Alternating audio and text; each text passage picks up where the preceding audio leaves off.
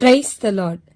ఈరోజు వాక్య భాగం యెషయా గ్రంథం 58వ అధ్యాయం 14వ వచనం.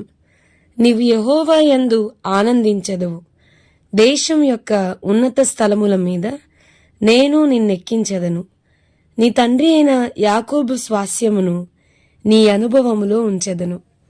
ఈరోజు ఈ వాక్య భాగం ద్వారా దేవుడు మనతో మాట్లాడుతున్నారు. ఈ యెషయా గ్రంథం 58వ అధ్యాయం 14వ వచనం చదివినప్పుడు, నీవు యెహోవా యందు ఆనందించెదవు, దేశం యొక్క ఉన్నత స్థలముల మీద నేను నిన్నెక్కించెదను అని చెప్పని.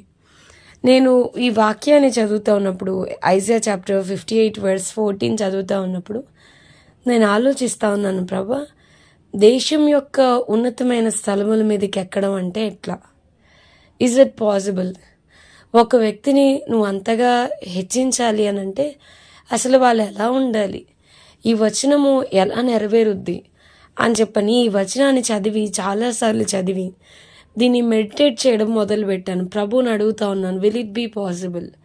ఇట్లా ఒకవేళ ఇది జరగాలంటే ఏం చేయాలన్నప్పుడు దేవుడు నాతో మాట్లాడుతూ నా కన్నుల ముందుకి భగత్ సింగ్ గారిని తీసుకొని వచ్చారు.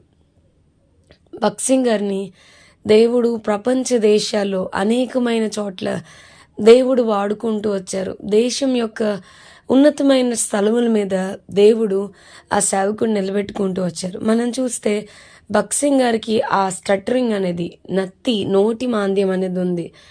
ఆయన కోసం చాలా దగ్గరగా చూసిన వారు చెప్పిన వాక్యం చెప్తారు, కానీ అది ముందు చెప్పినప్పుడు ఎంత ప్రభావితంగా పనిచేసిందో అది ఎన్నోసారి చెప్పినా కూడా అది అంతే ప్రభావితంగా పనిచేస్తుంది. If at all it is third time or fourth time, 3వసారి 4వసారి ఆ వాక్యాన్ని బోధించినా కూడా అదే తీవ్రత, అదే ప్రభావం. ఆయన చెప్తూ వచ్చారు కదా, కేవలం 20 నిమిషాలు వాక్యం చెప్పడానికి 4 గంటలు ప్రార్థన చేసేవాడిని. నాకున్న నోటి మాంద్యాన్ని బట్టి, లేదా ప్రభువు మీద వాక్యాన్ని బోధించడానికి ఆనుకునే విధానం, ఆధారపడే విధానం అట్లుండిద్ది. నేను గమనిస్తూ వచ్చాను. అప్పుడు ఈ వాక్యం నాకు అర్థమవుతూ వచ్చింది కదా, దేవుని ముందు భగత్ సింగ్ గారి ప్రేయర్ లైఫ్ చూస్తే 12 hours పర్ డే, 12 గంటల తరబడి సమయం తెలియకుండా ప్రభు పాదాల దగ్గర గడుపుతూ వచ్చారు. వారు ఎవరి ముందు వారు తలవంచాలో తెలుసుకున్నారు కాబట్టి దేశం యొక్క ఉన్నతమైన స్థలముల మీద వారి తలను దేవుడు పైకెత్తాడు. ఎవరి ముందు మోకాళ్ళు వేయాలో, ఎవరి ముందు వారి చేతులు చాపాలో వారికి తెలుసు కాబట్టి ఈ లోకపు మనుషుల ముందు చేయి చాపే పరిస్థితి దేవుడు వారికి రానివ్వలేదు.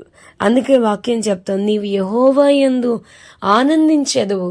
ఆయన సన్నిధిని ఆనందించడం ఎట్లాగో, ఆయన సన్నిధిలో ఎక్కువ సమయం గడపడం ఎట్లాగో, how to experience his mighty presence in our life, ఆ carrying his presence in our life.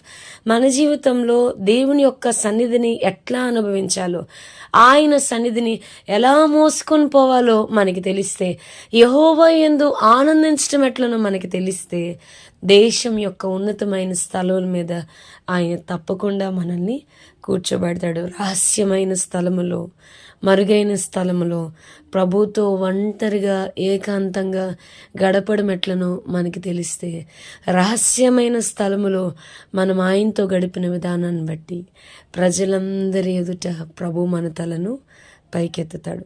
రహస్యమైన స్థలములో గంటల తరబడి కన్నీరు గార్చడం ఎట్లనో, గంటల తరబడి గడపడం ఎట్లనో మనకి తెలిస్తే, దేశం యొక్క ఉన్నతమైన స్థలముల మీద ప్రభు మనల్ని తప్పకుండా కూర్చుని పెడతాడు. So restore your prayer life.